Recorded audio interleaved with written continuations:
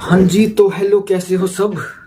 Hope सब बढ़िया ही होंगे। और आज मैं आप सबके लिए एक ऐसी कहानी लेके आया हूँ जो सुनने के बाद कहीं ना कहीं आपको भी ऐसे भूत प्रेत की बातों पे विश्वास होने लगेगा।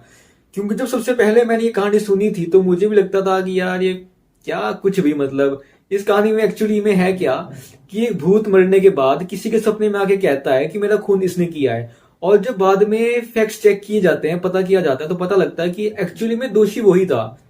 तो ये सुनने में काफी वियर्ड सा लगता है, लेकिन ये सच है। जो सब लोग इन सब चीजों पे विश्वास नहीं करते हैं, भूत प्रेत की कहानियों में और इनके अस्तित्व पे उंगली उठाते हैं, तो उन लोगों को ये वीडियो जरूर देखनी चाहिए। तो चलिए वीडियो फिर शुरू करते हैं। तो ये कहानी लगभग 124 साल पुरानी है और ये घटना वेस्ट वर्जीनिया के ग्रिबियर काउंटी की है।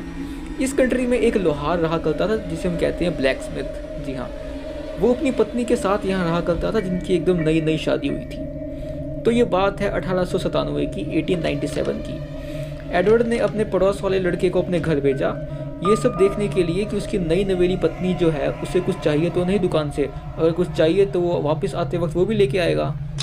तो जब वो पड़ोस का लड़का जिससे एडवर्ड ने अपने घर भेजा होता है, तो जब वो घर पहुंचता है तो वो देखता है कि एडवर्ड की जो पत्नी थी उसका नाम था एल्वा। जो एल्वा है वो सीढ़ियों पे गिरी पड़ी है। तो पहले वो देख के डर जाता है और पहले वो ऐसा सोचता है कि शायद ये सो रही होगी, तो वो उसे उठाने की कोशिश करता है। वो उसका नाम लेके कहता है कि Mrs Edward, hello hello, but उसका कोई रिस्पॉन्ड नहीं आता।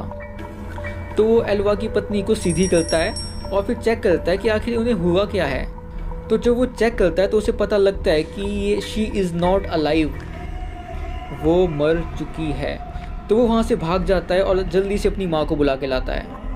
उसकी माँ फ़ौरन से एक डॉक्टर को कॉल करती है, बट वो डॉक्टर वहाँ पे घर पर पहुँचने में बहुत देर कर देता है, लगभग 1 घंटा देर से वो पहुँचता है। तब तक क्या होता है, वो एडवर्ड जो होता है उसका पति, एल्वा का पति एडवर्ड जो ब्लैक स्मिथ था, वो अपनी पत्नी एल्वा की बॉडी को उठाता है और बेडरूम में लेकर चले जाता है। उसे नहलाता है, उसे कपड़े पहनाता है और उसके चेहरे पर काला पर्दा डाल देता है। और जब बाद में डॉक्टर वहाँ पहुँचते हैं तो वो उन्हें जाँच भी निकलने देता।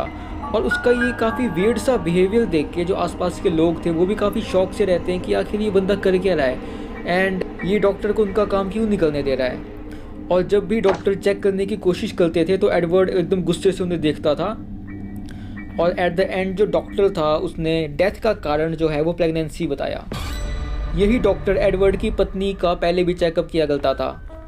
वहाँ पर जितने भी लोग मौजूद थे वो सब इसको नेचुरल डेथ बोल रहे थे, लेकिन एक्सेप्ट एल्वा की माँ। एल्वा की माँ को पहले से ही एडवर्ड पे शक था। ये सब देखने के बाद एल्वा की माँ अपनी बेटी की आत्मा से बात करने की कोशिश करती है और लगातार 4 दिन तक एल्वा ने अपनी माँ को सपने के जरिए अपनी पूरी कहानी बताई कि कैसे उसका खून किया और कहाँ पर उसको चोट पहुँचाई। वो सपने में आकर ये सब बताती है कि एडवर्ड ने ही उसका खून किया है। और वो अपनी माँ को ये सब भी बताती है कि एक दिन जब मैंने एडवर्ड के लिए मीट नहीं बनाया तो उसने एल्वा पर एकदम हमला कर दिया और एडवर्ड ने हमले के दौरान एल्वा की गर्दन तोड़ दी थी। यही शायद रीज़न था कि जब डॉक्टर वहाँ पर चेक करने आ रहे थे तो वो उन्हें चेक नहीं करने दे रहा था और उसने एडवर्ड के चेहरे पे काला पर्दा डाल दिया था ताकि शायद लोग उसको नोटिस ना कर सके, और डॉक्टर को तो वैसे ही वो चेक करने नहीं दे रहा था। कुछ दिन बाद एल्वा की माँ ये केस रीओपन करने की बात करती है, तो डॉक्टर भी कहता है कि उसके पति ने मुझे एल्वा को चेक करने नहीं दिया था जब उसकी डेथ हुई थी, और उसका बिहेवियर भी बहुत अजीब लग रहा था। जब आसपास के नेबर्स से पूछा गया तो उनका भी यही जवाब था कि जब उसकी डेथ हुई थी तो वो किसी को उसके पास भी नहीं जाने दे रहा था। उसका जो पति था एडवर्ड, उसका बिहेवियर काफ़ी हद तक चेंज सा लग रहा था, काफ़ी वियर्ड जैसा वो बिहेव नहीं करता, वो काफ़ी डिफरेंट सा बिहेव कर रहा था। तो इन सब चीज़ों के बाद उसके सपनों पर विश्वास कर लिया जाता है और एक सरकारी वकील डेड बॉडी को कब्र से बाहर निकालकर दोबारा उसकी जांच करने का डिसीजन लेता है। तो इस इन्वेस्टिगेशन के दौरान चेकअप में ये सब पता लगा कि गर्दन पर जहाँ जहाँ उसकी माँ ने बताया था कि वहाँ पर एक उसी जगह पर चोट के निशान मिलते हैं, जिसके बाद एडवर्ड को दोषी करार दिया जाता है। तो ये कहानी थोड़ी वियर्ड ज़रूर थी, लेकिन at the end truth always win. तो सत्य की यहाँ पे जीत हुई। होप आप सभी को ये वीडियो अच्छी लगी होगी। अगर अच्छी लगी है तो लाइक करके सब्सक्राइब भी कर दो यार, चैनल नया है अभी। और इसके बाद मैं एक रोस्टिंग वीडियो शूट कर रहा हूँ, बस होने वाली है, उसके बाद मैं वो अपलोड करूँगा। तो ठीक है, फिर मिलते हैं अगली वीडियो में, तब तक के लिए बाय बाय बाय।